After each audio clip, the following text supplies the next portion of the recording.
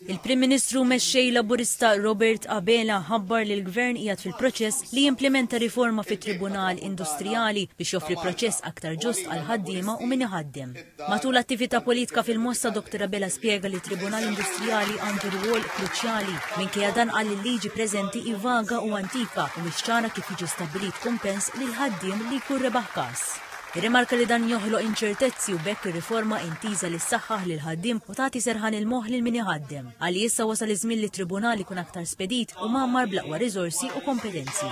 Il-Prim Ministru ħabbar ukoll it-tnejn se jiġi firmat dak li ddeskriva bħala l-aqwa ftehim kollettiv għall-letturi u tekniċi tal-MCAS b'investiment ta' 45 miljun euro fuq medda ta' 5 snin. Dr. Abela sostna li l-ġid li qed joħloq Gvern Laburista qed jibbenefikaw minnu l-familji, il-pensjonanti u żgħażagħ Maltin u għawċin. Fosthom semma lotja ta' 500 euro kull sena 3 snin il-ġenituri bit-tfal li jkomplu jistudjaw. Referaw kollha l-lotja tal-10,000 euro fuq medda ta' 10 snin, l-eżenzjoni mit-taxxa tal-bol fuq ix-xiri tal-proprjetà u min jinvesti fi proprjetà sostenibbli jingħata sa 9,000 euro oħra fuq 3 snin.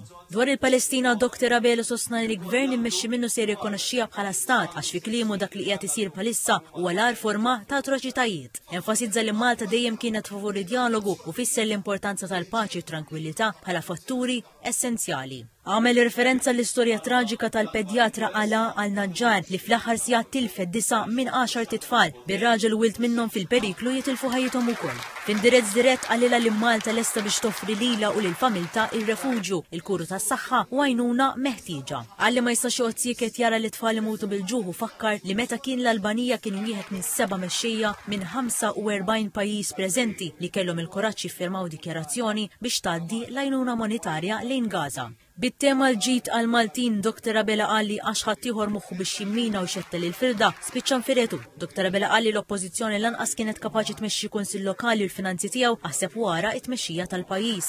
Dwar il-ħsara li qalli saret barra fuq il-qafas ta' ċittadinanza b'investiment, il-Prim Ministru stieden lil kap tal-Oppożizzjoni biex jikkopera fl-interess nazzjonali meta l-Gvern se joħroġ bis-soluzzjonijiet. Refera wkoll dak li se attakk ġdid bl-ebda bażi fil-konfront tad-Daniel Attard u qalli se jiddefendih bis-saħħa u l se jitħalla jom waħdu. Il-Prim Ministru tem jappella wkoll għad-diskussjoni matura u kordjali dwar l-eutanasja.